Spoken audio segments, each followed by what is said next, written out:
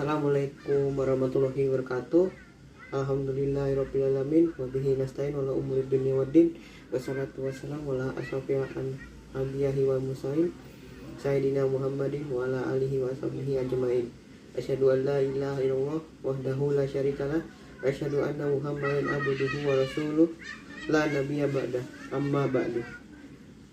Marilah kita panjatkan puji syukur kepada Allah Subhanahu wa taala, karena berkat rahmat dan karunia-Nya saya bisa menyampaikan pidato ini dalam keadaan pandemi seperti ini. Salawat serta salam kita berikan kepada junjungan kita Nabi Muhammad SAW. Hari ini saya akan menyampaikan pidato tentang kemujizatan Al-Quran. Mujizat itu berasal dari kata mu'jizun, i'jazi, atau yujizun, yang dalam artinya adalah sesuatu yang hebat atau luar biasa. Dalam istilahnya yaitu sesuatu yang hebat atau sesuatu yang luar biasa yang dikaruniakan oleh Allah. Mujizat ini berfungsi sebagai bukti kerasulan atau kenabian dari utusan Allah, bahwa mereka itu benar-benar membawa risalah dari Allah Subhanahu wa taala.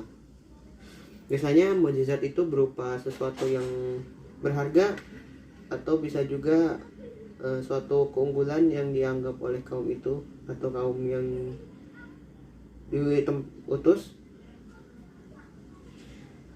Yang menjadi syarat sesuatu menjadi mukjizat antara lain adalah hal itu tidak hanya bisa dilakukan oleh Allah Subhanahu wa taala. Yang kedua adalah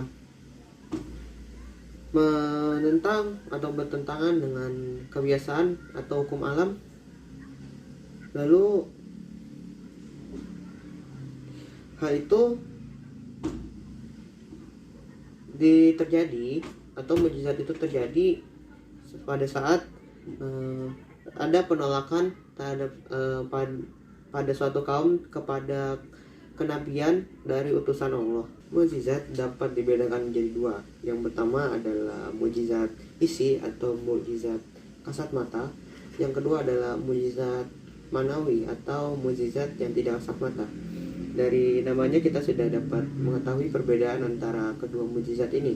Yang pertama, mukjizat hissi itu dapat ditangkap atau dicapai dengan panca indera manusia.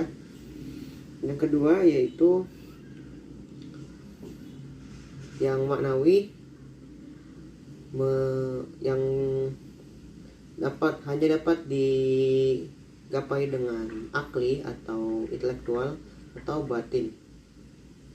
Meskipun tidak kasat mata, mukjizat manawi ini memiliki sifat yang universal dan abadi. Artinya adalah berlaku bagi semua manusia hingga akhir zaman nanti. Kembali ke kemujizatan Al-Quran, atau kita bisa sebut dengan izatul Quran. Izatul Quran memiliki dua konotasi. Yang pertama yaitu manusia tidak akan pernah bisa membuat kalimat yang dapat menandingi keindahan kalimat Al-Quran. Yang kedua adalah Al-Quran memiliki sifat menantang manusia dan jin untuk membuat yang semacam Al-Quran. Jadi dapat kita artikan bahwa ijatul Quran adalah keteguhan atau teguhnya atau kuatnya kehebatan Al-Quran di hadapan kelemahan manusia dan jin yang tidak akan bisa membuat yang semacam Al-Quran. Jadi membuktikan bahwa Al-Quran adalah wahyu Allah.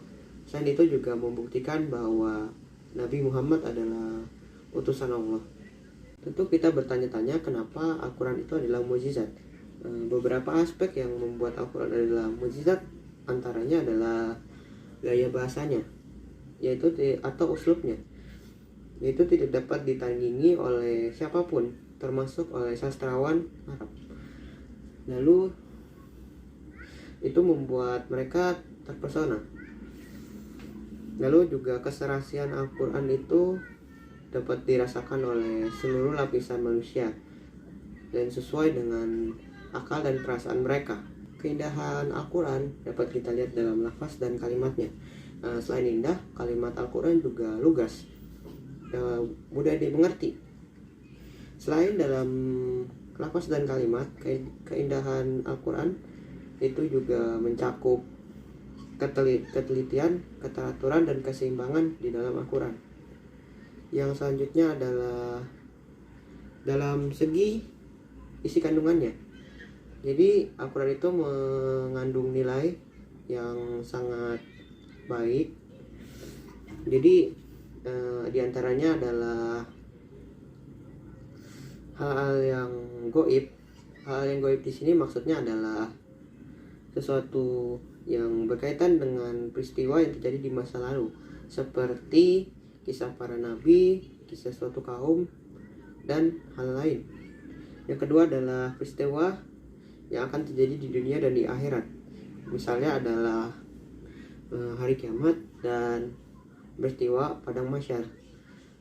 Yang selanjutnya adalah Al-Quran juga mengungkapkan ilmu yang sebenarnya belum ditemukan di dunia, dan ketika ditemukan itu tidak bertentangan dengan pengetahuan yang dapat dibuktikan kebenarannya. Al-Quran juga memuat sumber dari segala hukum yang mengatur kehidupan manusia secara universal. Selain Al-Quran, ada juga beberapa mukjizat lain yang diterima oleh Nabi Muhammad dan Nabi lainnya. Yang pertama yaitu ketika Nabi Nuh diperintahkan untuk membuat kapal yang sangat besar untuk menyelamatkan umat-umatnya yang beriman, dimana sebenarnya pada saat itu belum dikenal kapal yang apalagi yang sangat besar. Yang kedua yaitu Nabi Ibrahim ketika dibakar oleh Raja Namrud, dia itu tidak hangus. Yang ketiga yaitu tongkat Nabi Musa yang dapat melakukan banyak hal yang tidak dapat ditandingi oleh siapapun, seperti dapat berubah menjadi ular, dapat membuka sumber mata air. Yang selanjutnya adalah Nabi Sulaiman yang kita tahu dia dapat memahami bahasa binatang. Oke, jadi setelah kita mempelajari tentang kemujizatan Al-Quran, kita dapat memahami kalau mujizat itu sebagai suatu bukti kalau kita harus meyakini kerasulan atau kenabian dari utusan Allah. Yang kedua adalah seperti yang kita ketahui dalam pidato sebelumnya atau bab sebelumnya, Al-Quran itu adalah wahyu Allah yang merupakan, dan dijelaskan di sini bahwa Al-Quran adalah mujizat dan segala aspeknya. Oke, sekian dari pidato saya. Mohon maaf apabila ada yang kurang dan kata-kata yang salah. Terima kasih. Wabillahi taufiq wal hidayah. Wassalamualaikum warahmatullahi wabarakatuh.